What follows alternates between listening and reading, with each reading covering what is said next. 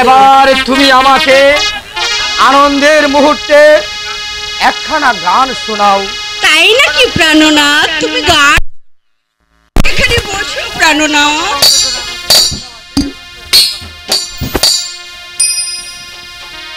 ছুঁয়ে বলো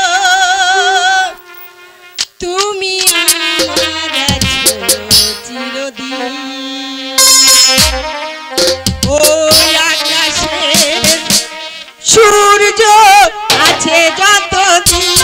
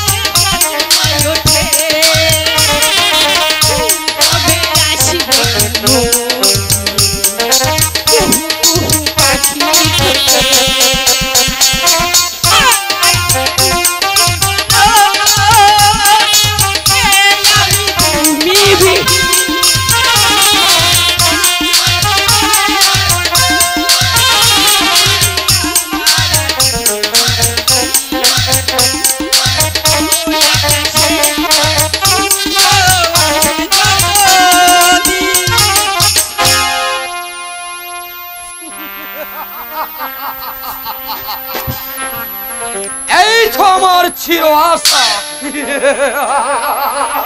কিসের আশা উৎপেতে বসে আছেন ওজির সাহেব? কি যেন বলতে গিয়ে থামলেন কেন? আমি ভাবছি আপনার মৃত্যুর পর কে হবে এই রাজ্যের ভবিষ্যৎ। তাই খুদার কাছে প্রার্থনা করি, খুদা যেন আপনাকে একটি পুত্র সন্তান দান করে বান্ধার গুস্তাখি মাফ করে জনাব। ওজির সাহেব, আমার হৃদয়ের মাঝে আপনি আগুন ধরে দিয়েছেন। আমার ঘুমন্ত চিন্তায় আপনি ওফি খুদা, মৃত্যু দাও খুদা, তুমি আমায় মৃত্যু দাও। আমি আর বাঁচতে চাই না। হে খুদা, তুমি একটা প্রলয় ভূমিকম্প সৃষ্টি করে পৃথিবীটা চৌচির করে দাও, তাতে প্রবেশ করে আমার অবিশ্বাস্য জীবনটা শেষ করে দে। জান গেল রে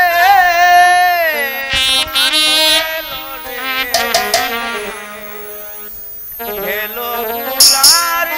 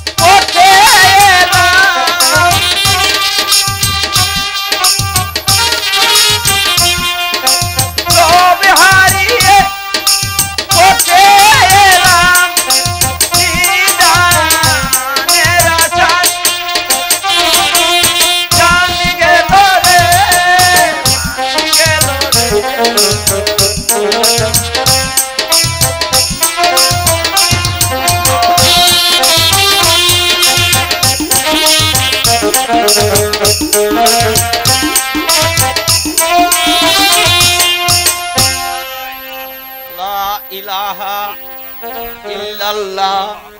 বাবা, আজ 3 দিন যাবত আমি অনাহারে আছি, এক মুঠো খাবার আমার ভাগ্যে জুটেনি।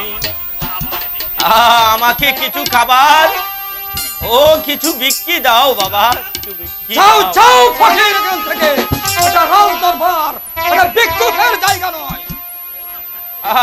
বড় আশা করে এসেছি বাবা, এখানে যদি এক মুঠো খাবার না পাই তাহলে কোথায় গেলে পাবো বাবা? না খেয়ে যে আমার মরতে হবে। বেরিয়ে যা কাল থেকে ভিক্ষা যদি ফকির।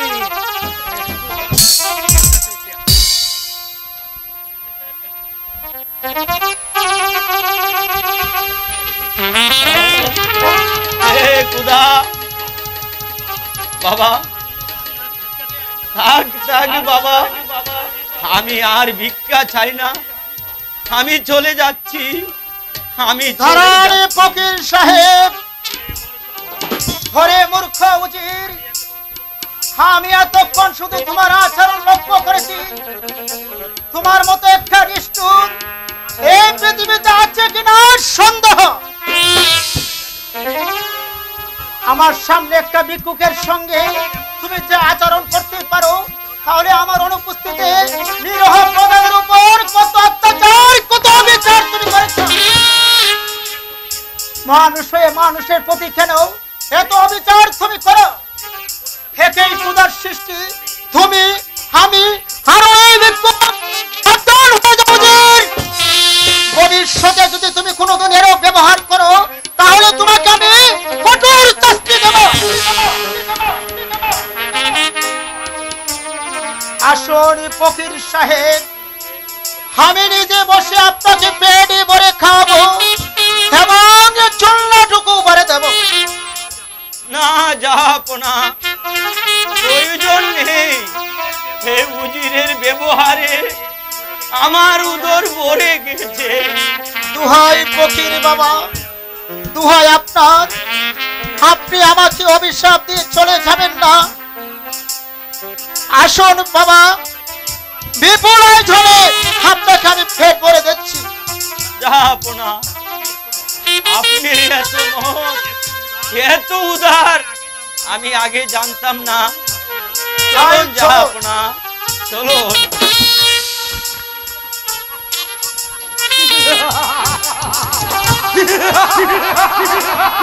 অপমান! অপমান! বাচ্চা আমাকে ভীষণ অপমান করেছে। আচ্ছা, এই অপমানের প্রতিশোধ আমি নেবই।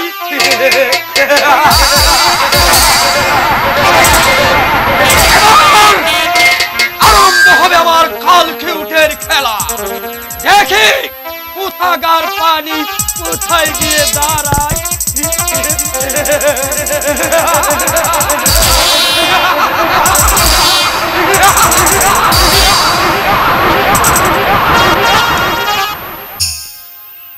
তারা তারা বেগম আমার, কেউ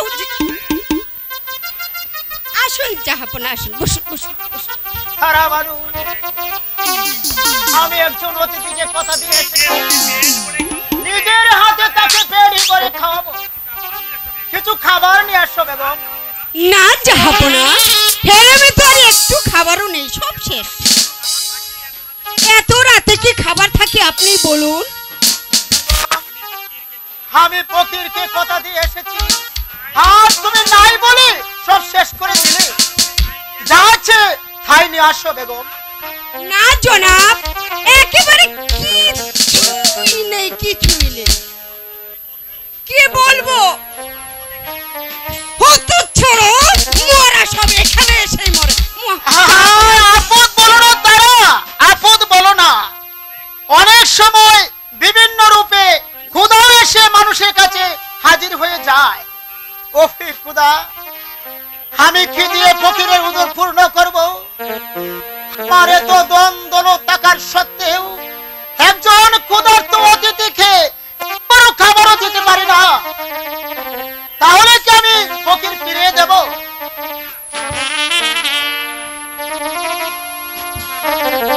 আপনি বসুন জনাব, বসুন। ফিরাইতে না হবে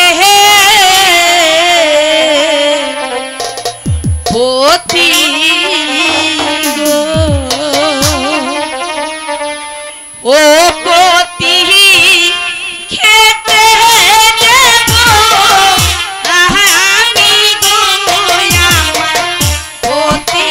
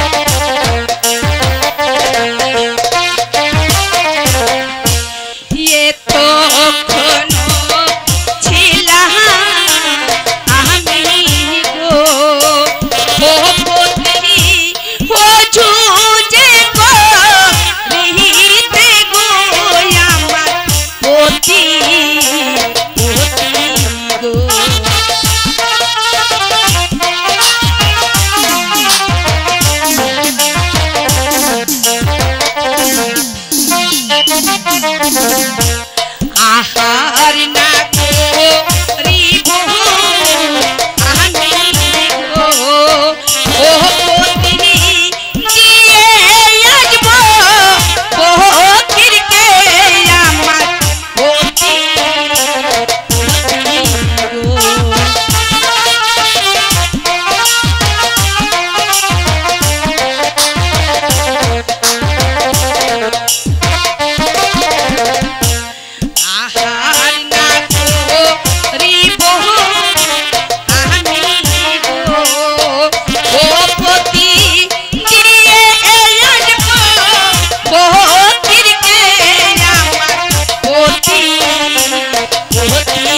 গো।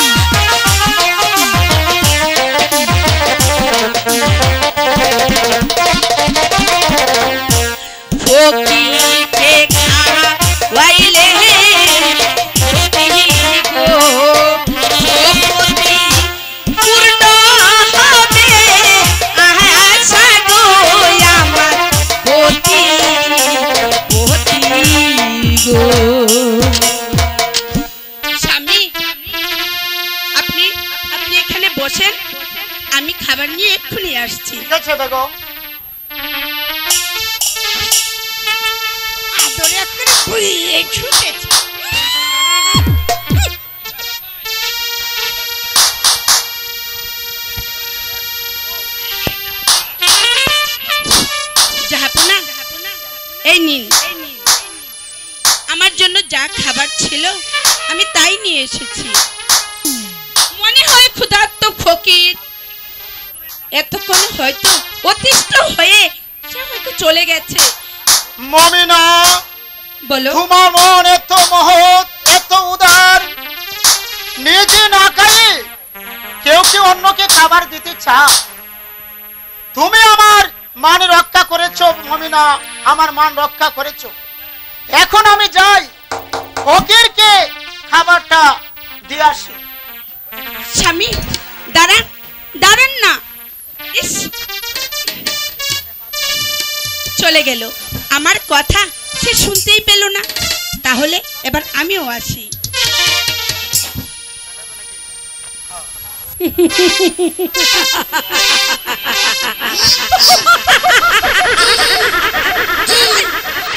আই রাক্ষসী, নিজে খাবার জায়গা নয়, আবার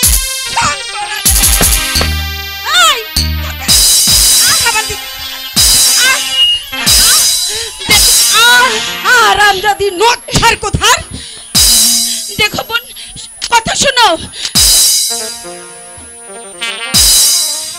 চলে গেল। হে খোদা, আমি একজন ক্ষুধার্ত ব্যক্তিকে আমি খাবার দিয়েছি, তাহলে কেন কেন আমার ভাগ্যে এত কষ্ট থাকবে খোদা? কেন কেন কেন?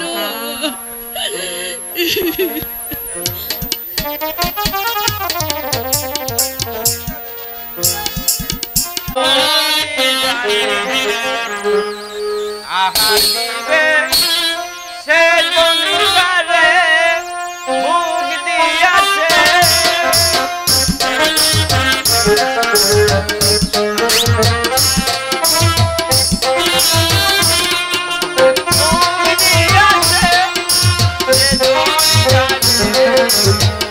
আহার দিবে সে জমিদারে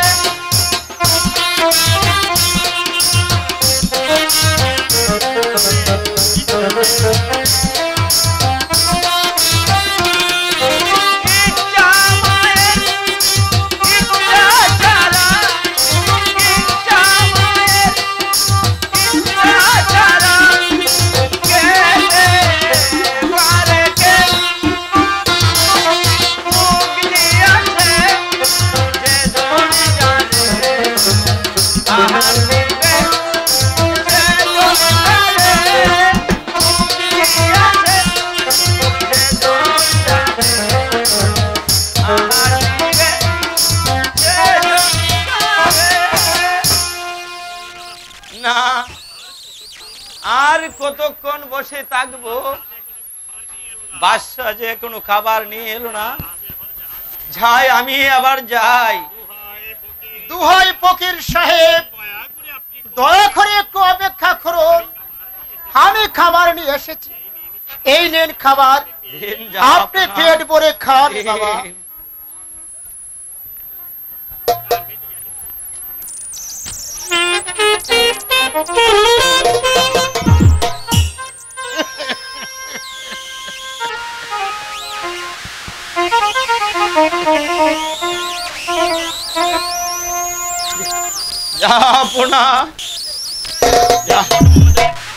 এমন মজার খাবার আমি জীবনে কখনো খাইনি। এই মজার খাবার কে দিয়েছে জাহাপনা? এই মজার খাবার কে? আমার পেট ভরে গেছে, আরো অনেক দিন না খেয়ে থাকলেও আমার ক্ষুধা লাগবে না। কে দিয়েছে এমন মজার খাবার? খাবার দিয়েছে আমার ছোট বেগম মমিনা। মা আমার বোধহয় নিজে না খেয়ে আমার জন্য খাবার পাঠিয়েছে। আপনি আমার জন্য দোয়া করবেন ফকির সাহেব। আমি যে এই দুনিয়াতে বড় হতভাগা, আমার কোনো কিছুর অভাব নেই, কিন্তু খেতো সবকিছু থেকে আজ আমার মনে শান্তি নেই। আমার দুটো বেগম দুঃখের বিষয়, আজ পর্যন্ত আমার কোনো সন্তান হয়নি। আমি যে নিঃসন্তান। জাহাপনা,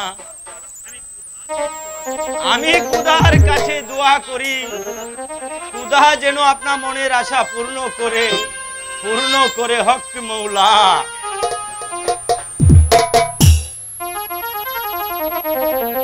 ওই রাখছি।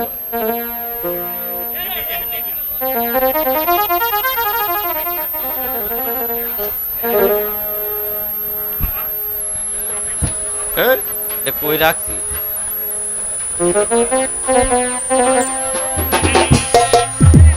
বাইরে না, এই নেন যা আপনা, এই নেই, এই নাও বাবা। এই ফলটুকু মা মমিনাকে খাইয়ে দিবেন। খাওয়ার বছর খানিক পরে আল্লাহর রহমতে মা মমিনার কুলে একটি পোটপটি পুত্র সন্তান জন্ম নেবে। কিন্তু খুব সাবধান, তার শত্রু থাকবে পিছনে পিছনে। ফকির সাহেব, একই বলছেন আপনি? একই স্বপ্ন না সত্য? স্বপ্ন নয় বাবা, স্বপ্ন নয়, সব সত্য। হক মৌলা, হক মৌলা, ইল্লাল্লাহ। একই বলে গেল ফকির সাহেব। তাহলে কি আমি বাবা হব? হে খুদা, ফকির সাহেবের কথা যেন সত্যি হয়। আমি চাই আল্লাহর নাম নিয়ে এই ফলটা মমিনাকে খাইয়া দিয়ে আসি।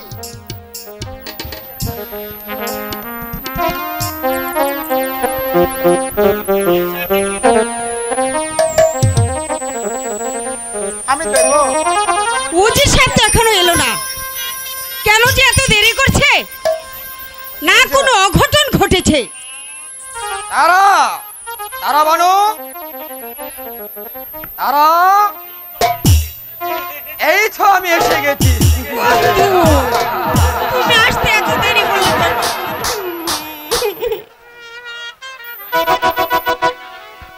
সেই জন্য তো আমি তোমার জন্য এখানে অপেক্ষা করছি। তারা বানু, বাদশা কিন্তু ভীষণ অপমান করেছে। আমাকেও মুমিনা চরম ভাবে অপমান করেছে। আমি না পারলাম, এই প্রতিশোধ তোমাকে কিন্তু কড়াই গন্ডাই আদায় করে নিতে হবে। বলো, তুমি পারবে না? আহা, আমি রাজি। জানো জানো প্রাণনাথ, আমার মনে হয় আমাদের ভাগ্যে কোনো অঘটন ঘটতে মনে হয় চলেছে। এক্ষুনি তুমি রাজ জ্যোতিষীকে খবর দাও, দেখি আমাদের ভাগ্যে কি লিখায় আছে। তাই হবে তারা, তাই হবে। এই এখানে কে আছিস? আদেশ করেন উজির সাহেব। যাও, রাজ জ্যোতিষীকে এখানে পাঠিয়ে দাও। আমি তাই করছি উজির সাহেব। প্রাণবন্ধু, যেভাবেই হোক আমাদের আশা চির অক্ষুণ্ণ অক্ষুণ্ণ অক্ষুণ্ণ রাখতে হবে বন্ধু।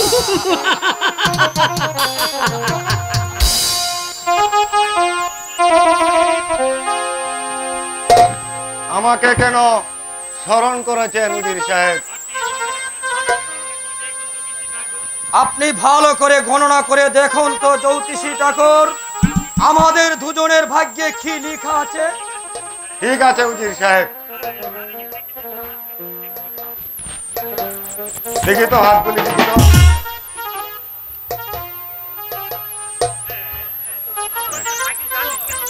আপনাদের ভাগ্যে যা লেখা আছে তা তো আর বলবার নেই, মানে বিবেচনা করুন, একেবারে সত্য। কি বলছো জ্যোতিষী ঠাকুর? একেবারে সত্য, মানে বিবেচনা করুন, মুমিনার গর্ভে সুপুত্রং জন্মং ভাগ্যনং পৃথিবীতে একেবারে সম্রাট। ভালো করে গণনা করে দেখুন জ্যোতিষ ঠাকুর। তাই যদি সত্য হয় তাহলে কি করে ওই সন্তানের ক্ষতি করা যায় আপনি সেই উপায় বলে দিন, তাহলে আপনি পাবেন লক্ষ টাকা পুরস্কার।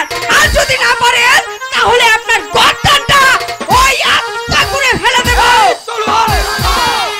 ও না না না না না না না, এই কথা কেমনই মিথ্যে হতে পারে না। তবে শুনুন উজির সাহেব, ক্ষতি করার পথ আমি একটি পেয়েছি, তবে সেটা হবে খুব কঠিন। এই পথটা কি জ্যোতিষী ঠাকুর? তাহলে শুনুন, একটি কাঠের পুতুল তৈরি করতে হবে, আর এই মমিনার বাচ্চা প্রসব হওয়ার পূর্বে তার চোখ দুটিকে বেঁধে দিতে হবে। সন্তান প্রসব হওয়ার মাত্রই পুতুলটিকে কুলে নিয়ে শিশুটিকে জঙ্গলে ফেলে দিবে। শিশুটিকে বাঘে খেয়ে পেল, আপনাদের সব ঝামেলা মিটে যাবে। এখন আমাকে বিধান দিয়ে বিদায় করুন। এই নাও তোমার বক্সে, এখানে সহস্র মুদ্রা আছে। উজির সাহেব, এবার আমি যাই। হ্যাঁ ঠিক আছে। অতি উত্তম, অতি উত্তম, অতি অতি অতি উত্তম বুদ্ধি হয়েছে বন্ধু। এবার যেমন করে হোক ওই মুমিনার সন্তানকে প্রাসাদ থেকে তাড়িয়ে আমি আর তুমি এই সংসারে এই রাজত্বে দুজনে হাসি গানে রাজ করে যাব, রাজ করে যাব, রাজ করে যাব।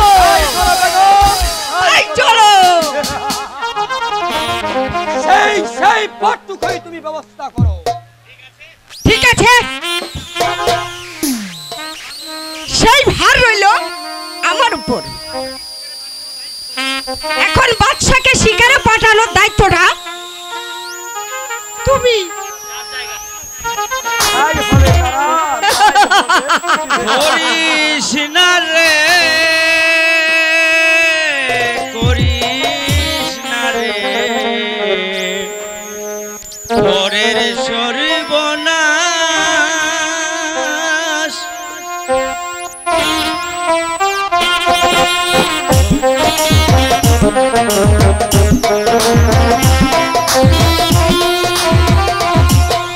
করিস না রে, করিস না রে, পরের সর্বনাশ।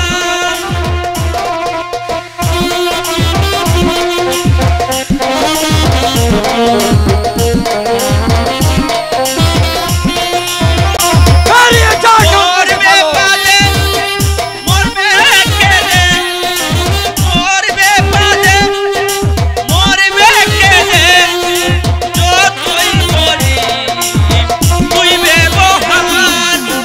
দাঁড়িয়ে যা, করিস না রে, পরের সর্বনাশ।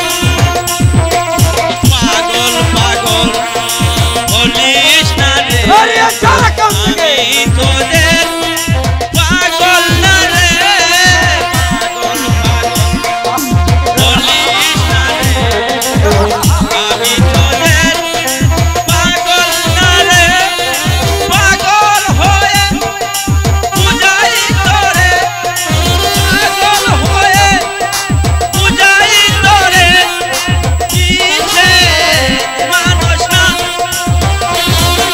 করিস না রে, করিস দাঁড়িয়ে যা এখান থেকে পাগল। সর্বনাশ। করিস না রে, করিস না রে, পরের সর্বনাশ। দাঁড়িয়ে যা এখান থেকে। তারা পাগলটা কি ভুলে গেল তারা? আরে পাগলে কি না বলে আর ছাগলে কি না খায়, ছাগলের মুখে যা আসে তাই বলে। এ নিয়ে তোমার কোনো ভাবনা চিন্তা করার উপায় নেই বন্ধু। তাই নাকি?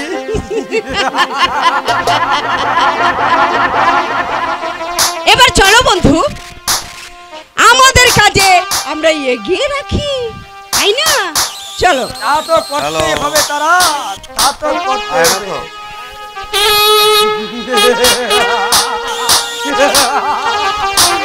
Hello hello